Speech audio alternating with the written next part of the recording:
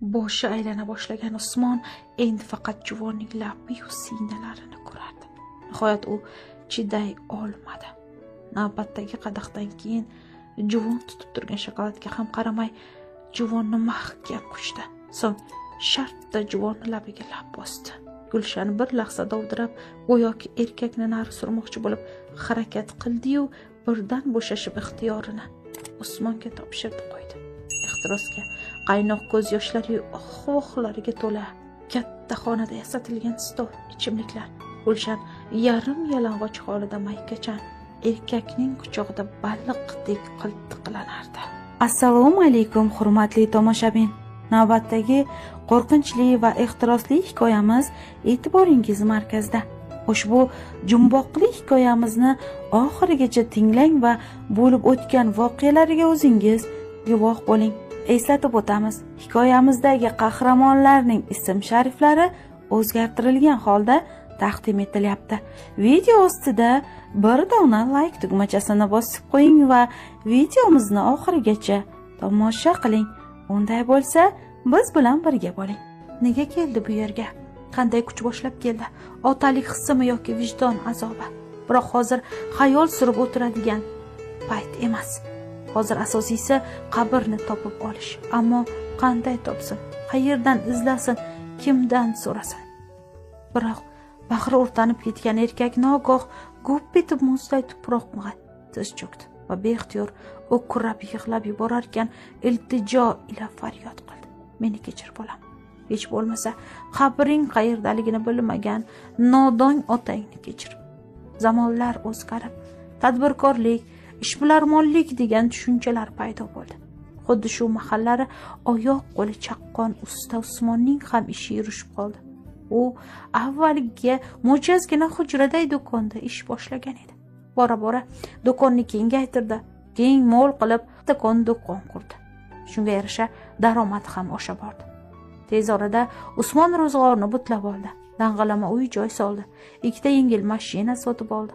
Uyni erinmasdan bezab chiqdi. Go'yo endi mazza qilib yashasa bo'ladigandek edi. Ammo semizlikni qo'y ko'taradi deb to'g'ri aytishgan ekan.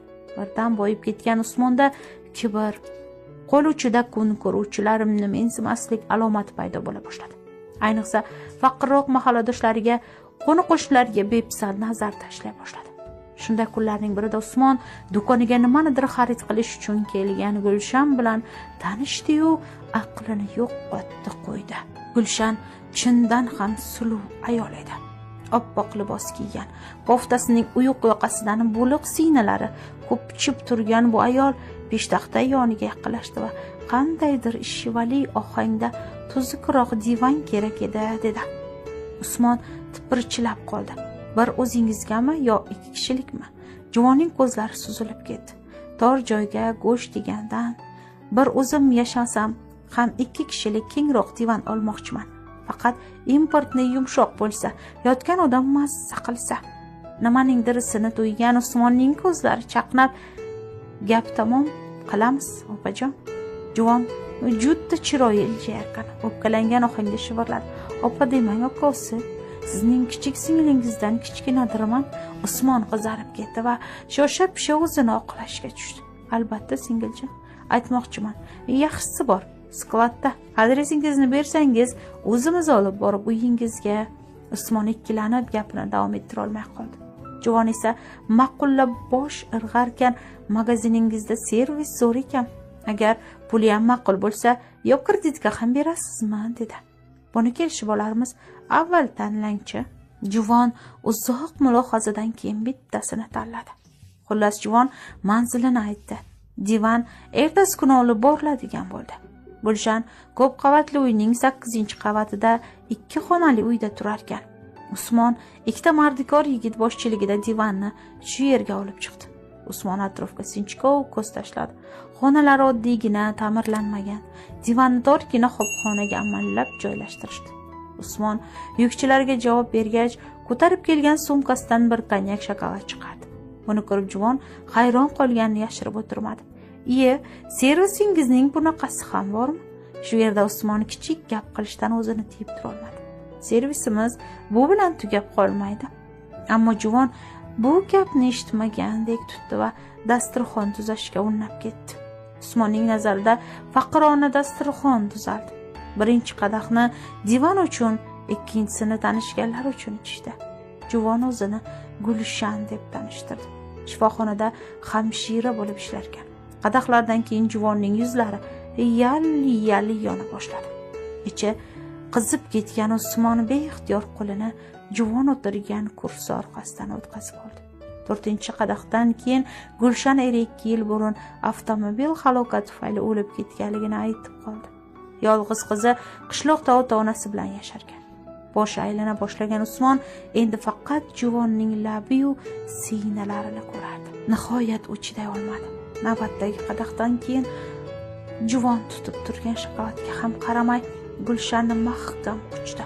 So'ng shartta juvonni labiga lab bosdi. Gulshan bir lahza dovdirab go'yoki erkakni nari surmoqchi bo'lib harakat qildi-yu, birdan bo'shashib ixtiyorini Usmonga topshirdi qo'ydi. Ehtirosga qaynoq ko'z yoshlari-yu ohvohlarga to'la bir oy 40 kun bir lahzaday o'tdi ketdi. Usmon allaqachon do'konga yordamchi yollagan, ish qilib bir amallab vaqt topardi-yu, Gulshanning uyiga shoshardi. Juvon ham allaqachon ta'tilga chiqib olgan edi. Usmon Gulshanning uyini qimmatbaho narsalarga, sovg'a-salomlarga ko'mib tashlagan edi.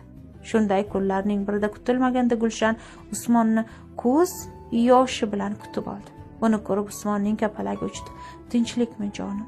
Shu savolni kutib turgan juvon Usmonning yelkasiga boshini qo'ydi va qo'ngrab yig'lab yubordi. Axiri sal yengillashib ko'z yoshlarini artib juvon dardini to'kib soldi. Bir ikkita qo'shnilarim menga barmog'ini bigiz qilib ko'rsatadigan bo'lib qoldi. Orqamdan har xil sassiq gaplar qilishdi. Bir narsa desam, biz mahallaning faollarimiz deyishadi. Ko'chaga chiqishga yuragim bezillab qoldi. Sizning mashinangizni ham tanib qolishgan. Ular bo'lsam o'lib bo'ldim. Aslida ularning nega bunaqa qilayotganini bilaman. Men sal yaxshi kiyinib, yaxshi yeb icha boshlaganimni ko'rib turishibdi-da. Shunga ko'risha olmayapti eshamagurlar. Ayniqsa 1-2 marta mashinangizga kelganimni ko'rganlaridan keyin kuyib ketganda hayronman. Menda nima ishlari bor? Usmon o'ylanib qoldi. Juvon shikoyatni yakunladi. Ular endi meni tinch yashashimga qo'yishmaydi. Birorta uyning, birorta qizi ko'chada kim bilandir gaplashsa men aybdorimish. Yo tavba. Usmon aka, mening aybim nima? Bitta aybim sizni yaxshi ko'rganimmi? Juvon baralla yig'lab yubordi. Usmon zo'r berib Gulshanni yupata boshladi. "Qo'y jonim, shularni deb asabiylashma." Gulshan hiqillab gapida davom etdi. "Asabiylashmay bo'ladimi? Kecha 1-qavatdagi Sarva xotinning eri kechasi kelmagan ekan. Yashamagur uyalmasdan shu yerga so'rab chiqibdi. Jon-ponim chiqib ketdi. Ketaman, bu uyni yelkamni chuqur ko'rsin. Bu pastkashlar xotiningizdan suyunchi olishdan qaytmaydi. Shuning uchun ajrashganimiz ma'qul." Nihoyat Usmon bir qarorga keldi. Usmon boy edi. Pul hamisha shunday oqib keladi deb o'ylab bo'ldi, tamom dedi. Usmon, "Ertaga yo'q uyni sot, arzon bo'lsa ham mayli, men senga hovli sotib olib beraman. O'sha yerda tinchgina yashayverasan." Gulshan Usmonni mahkam quchib olar ekan, ehtiros ila shivirladi. "O'zimni Xotamtoyim." Shahar markazidan sal chetroqdan yaxshigina hovli olishdi. Gulshan nomiga rasmiylashtirdi. Ana shundan keyin Usmon bilan Gulshan bir necha hafta asal oyini ham o'tkazishgan bo'lishdi. Vaqt o'tib borardi. Gulshanning yangi uyi ish joyiga olis bo'lgani uchun haydovchi guvohnoma yengil mashina olib berdi. Undan bo'lak Gulshan telefoni, ro'zg'ori tilla taqinchoqlar hammasi Usmondan edi. Pul. Gulshan yarim yil ichida shu qadar katta pul sarflandiki, Usmon bir necha yil tinmay ter to'kish kerak edi. Farzandlari esa birpasda katta bo'lishdi qolishdi. Usmonni katta qizga sovchilar kela boshlashdi. Nihoyat tagli-tugli xonadon bilan quda bo'lishdi. To'y risoladagidek o'tish uchun Usmon borini ayamadi. Yetmagan joyga do'konning pulini ham ishlatib turdi. Dabdabali to'ydan keyin esa do'konda ba'zi bir jiddiy muammolar chiqib qoldi. Kutilmaganda kelgan tekshiruv ancha-muncha naqd pul bankka topshirilmaganligini aniqladi. Shu ishni bosti qilish uchun yana katta miqdorda pul kerak edi. Bor jamg'armasidan sof bo'lgan Usmon tanish bilishlarga yugurdi. Befoyda. Jahli chiqqan Usmon hovlisini garovga qo'yib katta miqdorda qarz oldi. Usmon do'kon mashmashasini bir amallab bostirdi. Do'kondan kunlik tushum bor edi, ammo raqobatchilar ko'paygan, bo'yningda qarz bo'lgandan keyin bitta do'konga qarab o'tirib bo'larmidi? Usmon tanish bilishlarning maslahatiga ko'ra shahardan arzon garovga olma anori sotib olib, ikkita yuk mashinasida qaydasan Rossiyaga yo'lga tushdi. Omadni qarangki, Rossiyaning birinchi shahridayoq xaridor chiqib qoldi. Usmon og'zi qulog'ida endi ko'rsatib qo'yadi uni mensimaganlarga. Usmon bola chaqasiga gushanga sovg'a xarid qilish uchun do'konlardan biriga kirdi. U bu narsa tanlagach, olganlarni savatga joylab kassa yoniga bordi. Kassir qiz hisobladi. Usmon kassir qizga pulni uzatdi. Qiz pulni qo'lga olgach ajablanib, bir Usmonga qaradi, so'ng stol tagidagi tugmani bosdi. Shu zahoti ikkita qorovul rus yigiti yugurib keldi. Kassir pulni ularga ko'rsatib, bir nimalar deb shivirladi. Usmonning yuragi shuv etib ketdi. "Kechirasiz, biz bilan yurishingizga to'g'ri keladi", dedi qo'riqchilardan biri Usmonga murojaat qilib. Usmon noiloj qo'riqchilarga ergashdi. Qo'riqchilar zudlikda militsiya xodimlarini chaqirishdi. Pullarni bari soxta ekan. Militsiya xodimlari Usmon bilan birgalikda bozorga borishdi, ammo uning mahsulotini sotib olgan xaridorning nom nishoni yo'q. Usmon tushuntirish xati yozdi. O'sha xaridorni o'zi bilgancha ta'riflab berdi. Yurtiga sho'ppayib, ikki barmog'ini burniga tiqqudek ahvolda qaytdi. Qarz yomon narsa. Usmon hovlisini, do'konni sotib qarzini to'ladi. So'ng qolgan pulga chog'roqqina hovli sotib oldi. Pulsharni ko'rmaganiga ancha bo'lgan edi. Yuragi to'lib ketganmi, Usmonning u namoshshom mahali yo'lga tushdi. Yetib kela sola o'zining kaliti bilan hovli darvozasini ochdi. Ichkaridan sho'x musiqa va g'ir-g'ir ovozlar eshitildi. Usmon oyoq uchida uyga yaqinlashib derazadan mo'raladi. Katta xonada yasatilgan stol, ichimliklar, Gulshan yarim yalang'och holida maykachan bir erkakning quchog'ida baliqdek qiltiqlanardi. Usmon avvaliga ularning ikkovini pichoqlab tashlamoqchi bo'ldi, ammo Usmon boshi egik holda hovlidan chiqib ketar ekan, darvozani o'z kaliti bilan qulflagach, kalitini darvoza o'sha ichkariga hovliga uloqtirdi. Hovli juda tor edi. Shunga qaramay Usmon mana shu hovlini ham sotib tadbirkorlik qilmoqchi bo'ldi. Uni eshitgan xotini Sarviya dod soldi. "Yo'q, sottirmayman. Shu katalakdek uydan ham ayrilib qolamizmi endi?" Sarviya bosiq vazmin ayol edi. U hatto ko'p yillar davomida erining o'ziga xiyonat qilib yurgandan boxabari bo'lsa-da, bir kun kelib bosilib qolar degan umidda mum tishlab yurgan edi. Shu sababli keyingi paytlarda qiyinchiliklarga ham chidab yurgan edi. Ammo erining oxirgi qaroridan keyin ayolni sabr kosasiga so'nggi tomchi bo'lib tomganini his etdi. "Muncha shuncha yil, shuncha yil azob berdingiz. Bu uyda bor yo'g'im bilinmasdi sizga. Endi shu uyni ham menga ko'p ko'rgandan ko'ra borib anavi manjalaqingizga olib bergan hovlini soting. Dandali odamsiz. Ularning oldida nima degan odam bo'lamiz? Men nima qilsam senlar uchun qildim. Senlarni odamga o'xshab yashasin dedim. O'zing ham uyda topganimni yeb o'tirding-ku. Endi tiling chiqib qoldimi? Qo'lingda bir so'm topish kelmaydi, joniga tekkan bo'lsa mana katta ko'cha. Bir paytlar bir so'mim yo'q paytida ish boshlab boyib ketganman. Uyni sotaman dedimmi, demak sotaman, tamom. Vassalom, dedi Usmon. Xotin ham bosh kelmadi. Oldin meni o'ldiringda, keyin soting. Men tirik ekanman, bu uy sotilmaydi. Seni o'ldirib bo'lsa ham uyni sotaman. Usmon jahl bilan uydan chiqib ketdi. Nimagadir xotinni yomon ko'rib ketdi.